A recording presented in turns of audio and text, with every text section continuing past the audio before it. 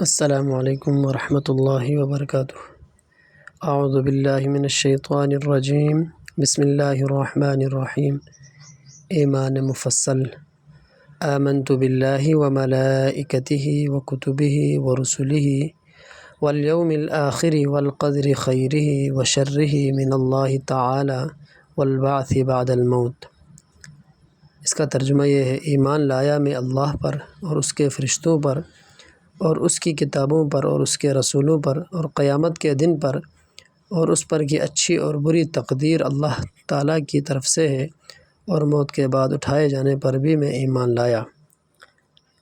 جو لوگ اللہ تعالیٰ کو نہیں مانتے یا حضرت محمد صلی اللہ علیہ وسلم کو نبی یا رسول تسلیم نہیں کرتے، یا آپ صلی اللہ علیہ وسلم کے بعد کسی دوسرے کو بھی نبی سمجھتے ہیں، یا جو لوگ قیامت کے دن کو نہیں مانتے یا اسلامی عقیدوں کا انکار کرتے ہیں، یا اسلام کے فرضوں کو نہیں مانتے یا اسلام کی باتوں کا مذاق اڑاتے ہیں، ایسے لوگ کافر ہیں۔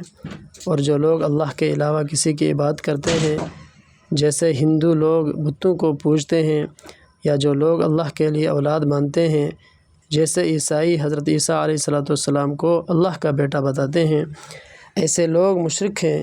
جو لوگ دل سے مسلمان نہیں، صرف ظاہری طور پر کہہ دیتے ہیں کہ ہم مسلمان ہیں، ایسے لوگوں کو منافق کہتے ہیں۔ کافر، مشرک اور منافق کی کبھی بخشش نہ ہوگی جب تک کہ یہ توبہ نہ کر لیں، اور یہ لوگ ہمیشہ دوزخ کے عذاب میں رہیں گے۔ اللہ تعالی ہم سب کو پناہ دے، آمین۔